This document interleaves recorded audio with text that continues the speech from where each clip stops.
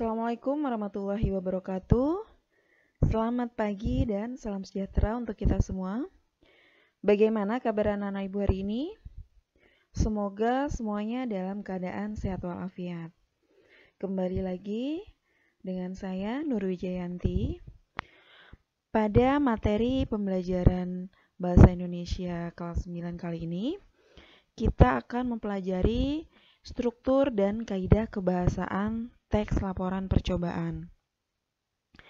Pada pertemuan atau pembelajaran sebelumnya, kita mempelajari tentang mengidentifikasi teks laporan percobaan dan membandingkan dengan teks deskripsi dan juga teks eksplanasi. Kompetensi dasar pada pembelajaran kali ini yaitu terdapat pada KD 3.2, yakni mengidentifikasi struktur dan kaidah kebahasaan laporan percobaan yang dibaca dan didengar. Lalu, tujuan pembelajaran yang ingin dicapai yaitu nantinya peserta didik mampu menganalisis struktur teks laporan percobaan serta mampu menentukan ciri kebahasaan dari teks laporan percobaan itu sendiri. Baik,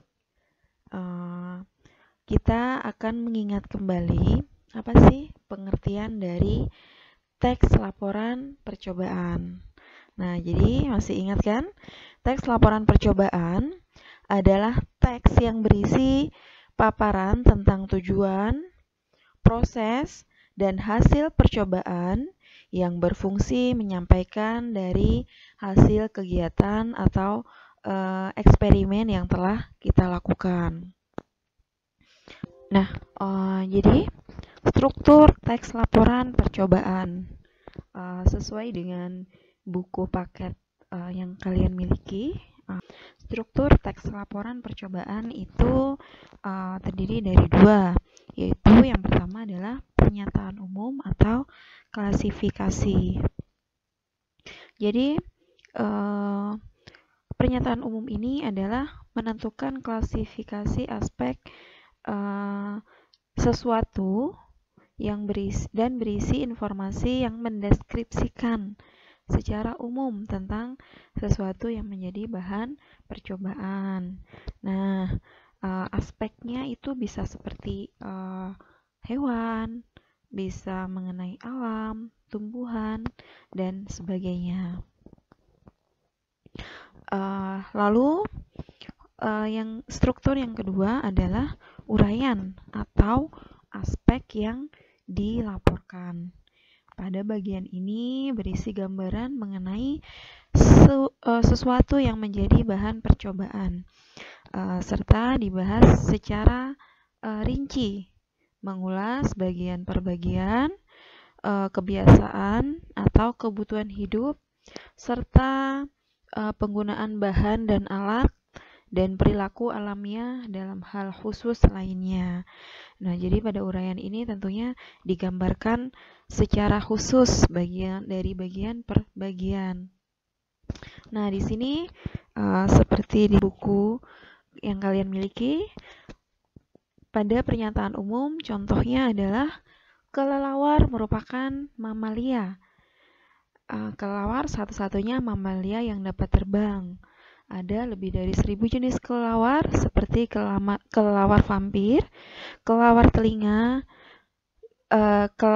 panjang, kelelawar ekor 3, dan kelelawar buah. Nah, ini merupakan struktur laporan percobaan pada bagian pernyataan umum. Atau juga di buku paket kalian ada juga struktur pernyataan umumnya, yaitu Venus adalah planet dalam sistem tata surya kita. Nah, itu merupakan pernyataan umum. Lalu bagian uraian, nah di sini dibedakan menjadi beberapa hal. Nah, di sini ada menurut penampilannya, kebiasaannya, kapasitas maupun perkembangbiakan. Pada penampilannya, Kelawar tampangnya mirip tikus saat terbang bersama. Kelawar seperti tikus terbang. Nah, menurut kebiasaan makannya, beberapa kelawar makan darah, buah, ikan, dan kaktus. Nah, jadi pada bagian uraian ini digambarkan secara rinci bagian per bagiannya atau menjelaskan secara detail mengenai suatu hal. Baik, kita masuk ke bagian berikutnya, yaitu sistematika teks laporan percobaan. Nah, di sini dalam penulisan sebuah laporan percobaan ada beberapa hal yang harus kalian perhatikan. Yang pertama yaitu judul. Dalam membuat sebuah laporan percobaan tentu harus ada judulnya. Jadi kita tahu, oh, laporan percobaan itu tentang apa sih? Nah, kita bisa melihat itu dari judulnya. Lalu ada tujuan yang ingin dicapai setelah melakukan eksperimen ataupun percobaan tersebut. Lalu ada juga alat dan bahan. Jadi alat dan bahan ini kita jabarkan secara rinci. Alat apa saja sih yang telah kita gunakan untuk melakukan percobaan itu? Bahannya apa saja? Alatnya itu seperti gunting, seperti baskom, lalu bahan-bahannya itu seperti contohnya tepung, air, dan sebagainya. Lalu di sini langkah-langkah kegiatan. Nah, di sini juga sangat penting kalian jabarkan secara rinci agar ketika seseorang ingin mengikuti percobaan kalian dapat melakukan percobaan itu dengan baik. Tentu harus sistematis atau berurutan. Nah, jadi dari langkah pertama yang harus dilakukan itu apa saja, setelah itu melakukan apa, dan yang kelima yaitu hasil percobaan. Nah, di situ kalian jabarkan, oh, hasil percobaan kalian seperti apa. Nah, di sini kalian ceritakan secara rinci dan detail. Dan yang terakhir adalah simpulan. Nah, di sini ada sebuah contoh laporan percobaan seperti yang telah kalian lakukan pada minggu lalu, yaitu membuat slime aman tanpa boraks. Nah, jadi membuat slime aman tanpa boraks itu adalah merupakan masuk di sistematika bagian judul. Lalu di sini ada tujuannya. Tujuan yang ingin dicapai atau tujuan membuat slime yang aman itu apa sih? Nah, karena sebenarnya permainan slime ini tidak hanya disukai oleh anak-anak, tetapi slime itu juga banyak disukai oleh orang dewasa karena banyak sekali manfaatnya. Di antaranya dapat menyalurkan emosi, dapat menghilangkan kejenuhan, dapat mengisi waktu luang kita, dan juga tentunya kalian itu bisa lebih berkreasi dengan bahan yang ada di sekitar kalian tanpa mengeluarkan biaya yang banyak. Lalu pada bagian berikutnya ada alat dan bahan. Nah, seperti yang di sini alat dan bahan harus ditulis secara lengkap dan rinci. Apa saja sih yang harus dipersiapkan? Nah, di sini ada harus mempersiapkan bahannya yaitu 400 ml air bersih, 2 gelas tepung kanji, 2 sendok teh pewarna, minyak goreng. Nah, di sini alatnya menggunakan sendok atau pengaduk, lalu juga wadah baskom atau jenis wadah lainnya. Nah, itu alat dan bahan. Lalu langkah-langkah pembuatan.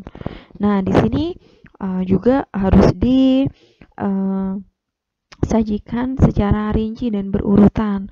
Jadi pertama yang kita lakukan itu apa? Oh, yang pertama kali masukkan tepung kanji, lalu tambahkan air ke dalam wadah. Nah, setelah tercampur air dengan tepung kanji, lalu dimasukkan ke dalam panci, direbus sampai sedikit mengental, lalu angkat dan diberi minyak. Setelah diangkat, diberi minyak, lalu diberi pewarna. Setelah itu dimasukkan ke dalam freezer sebentar saja agar dia sedikit mengeras, lalu dikeluarkan dan slime siap untuk disiapkan. Jadi di sini langkah-langkahnya cukup mudah dan sangat simpel dan mudah sekali untuk diikuti. Lalu hasil percobaan. Nah, hasil percobaan yang telah dilakukan, slime ini ternyata aman sekali digunakan karena menggunakan bahan-bahan yang tidak berbahaya. Pewarnanya pun menggunakan pewarna makanan, tidak menggunakan borak. Nah, jadi artinya slime ini aman sekali kita gunakan atau kita mainkan ketika untuk mengisi waktu luang kita. Lalu simpulan. Nah, slime ini sangat mudah dikerjakan karena selain bahannya, alat dan bahannya sangat mudah kita temukan di sekitar kita jumpai di sekitar kita. Dan membuat slime ini juga dapat menunjang kreativitas. Nah, jadi teknik pembuatan slime dapat dijadikan waktu kebersamaan yang produktif. Nah, jika kalian membuat slime ini bersama kedua orang tua, bersama kakak, atau bersama saudara, ataupun teman, jadi merupakan waktu yang sangat bermanfaat. Dan juga selain itu sangat menguntungkan karena menggunakan bahan-bahan yang ada di dalam rumah dan tentunya bahan-bahan yang tidak berbahaya. Ini adalah foto-foto dari hasil pembuatan slime yang telah kalian lakukan pada minggu lalu. Nah, ini ada yang hasilnya sangat bagus, berhasil, jadi digunakan itu lentur. Nah, ini foto-foto hasil tugas kalian pada minggu lalu. Nah, Ibu sangat salut sekali, ada beberapa di antaranya itu yang tidak menyerah, tidak pantang menyerah. Ada yang melakukan percobaan pembuatan slime ini sampai 11 kali. Dia mencoba 1, 2 kali, 3 kali gagal, tapi dia tidak pantang menyerah sampai 11 kali. Ada juga yang 1 kali pembuatan sudah langsung berhasil. Ada juga yang melakukan sampai 2, 3 kali, 4 kali. Dan Ibu sangat salut sekali yang pantang menyerah sampai melakukan 11 kali. Artinya kalian itu tidak pantang menyerah dan akhirnya kalian itu sukses mendapatkan apa yang kalian inginkan. Ketika kita melakukan segala sesuatu itu dengan tekun, pantang menyerah, insya Allah hasilnya akan memuaskan. Nah, selanjutnya kita akan mempelajari kaidah kebahasaan teks laporan. Jadi kaidah kebahasaan teks laporan itu ada 4. Jadi yang pertama adalah menggunakan sinonim dan antonim. Biasanya pada bagian langkah pembuatan pada teks laporan itu menggunakan sinonim atau antonim. Yang kita tahu sinonim itu adalah persamaan makna kata, sedangkan antonim adalah lawan dari makna kata tersebut. Lalu yang kedua yaitu menggunakan kata bilangan. Nah, biasanya pada alat dan bahan itu dijabarkan menggunakan bahan apa saja dan berapa banyaknya. Nah, di situ otomatis menggunakan kata bilangan. Yang ketiga yaitu menggunakan kalimat perintah. Nah, jadi pada langkah-langkah pembuatan tentunya di sini banyak sekali menggunakan kalimat perintah. Dan yang keempat yaitu menggunakan konjungsi atau kata penghubung yang berfungsi menghubungkan antar kata atau antar kalimat. Nah, pada kaidah kebahasaan yang pertama menggunakan sinonim. Nah, secara umum teks laporan percobaan itu menggunakan sinonim dan antonim. Nah, seperti yang Ibu utarakan tadi, sinonim adalah persamaan makna kata, sedangkan antonim adalah lawan dari makna kata tersebut. Nah di sini pada langkah-langkah pembuatan slime, di sini menggunakan sinonim dan antonim. Ayo mari kita cari bersama-sama yang mana sinonim, yang mana antonim. Coba kita simak yang langkah pembuatan yang pertama. Masukkan tepung kanji dan tambahkan perlahan-lahan air ke dalam wadah atau baskom. Lalu aduk menggunakan tangan atau sendok agar struktur atau bentuknya tidak menggumpal. Nah, di sini ada menggunakan antonim. Struktur atau bentuknya ini merupakan sinonimnya. Struktur sinonim dari bentuknya. Jadi supaya bentuknya itu tepungnya tidak menggumpal, jadi otomatis harus mengaduknya secara perlahan-lahan. Jadi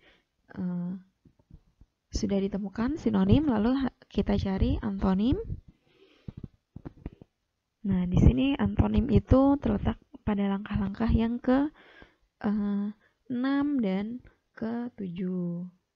Masukkan ke dalam freezer 5-10 menit, kemudian keluarkan. Nah, jadi antonim dari masukkan itu adalah keluarkan.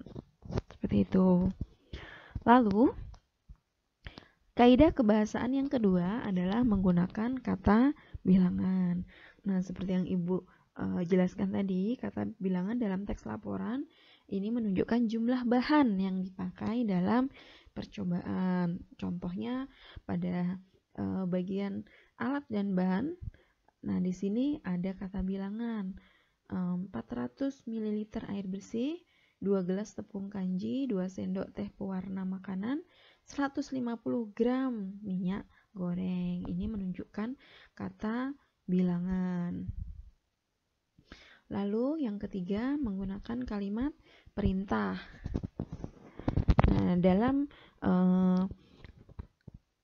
sebuah laporan percobaan biasanya ini pada langkah-langkah itu banyak sekali terdapat kalimat perintah, yaitu masukkan, siapkan, tambahkan, tuangkan, aduklah, sebaiknya, campurkan, dan sebagainya. Jadi itu banyak sekali kalimat-kalimat perintah yang digunakan ketika menjabarkan pada poin langkah pembuatan atau langkah percobaan tersebut.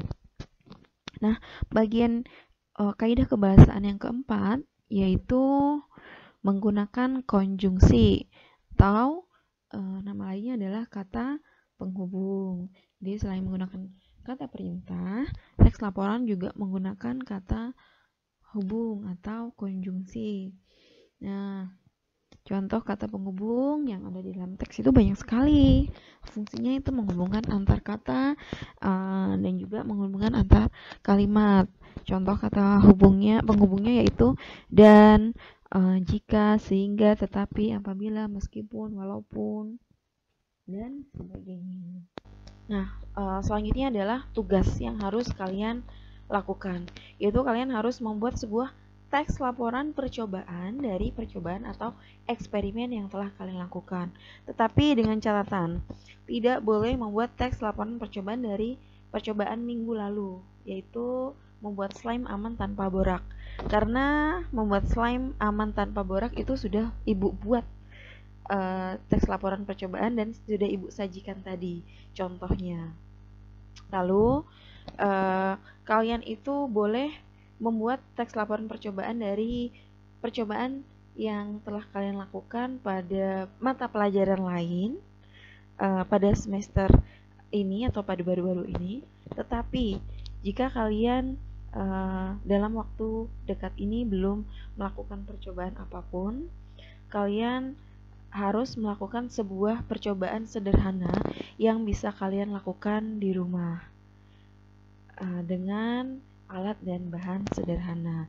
Dan jangan lupa nanti ketika kalian mengumpulkan tugas kalian, tugas teks laporan percobaan, dan juga kalian harus mendokumentasikan percobaan yang telah kalian lakukan. Jadi dokumentasi hasil percobaan, lalu juga teks laporan percobaannya nanti kalian kumpulkan di link yang akan Ibu bagikan di kelas kalian masing-masing. Baik, sekian untuk pembelajaran kita pada hari ini. Ibu harap kalian dapat memahami apa yang telah Ibu sampaikan. Tetap jaga kesehatan dimanapun kalian berada dengan mengikuti protokol kesehatan yang telah dianjurkan oleh pemerintah. Tetap semangat belajar, dan Ibu ucapkan selamat melakukan percobaan dan selamat membuat teks laporan percobaan. Ibu akhiri pembelajaran pada hari ini. Wabillahi taufiq wal hidayah. Assalamualaikum warahmatullahi wabarakatuh.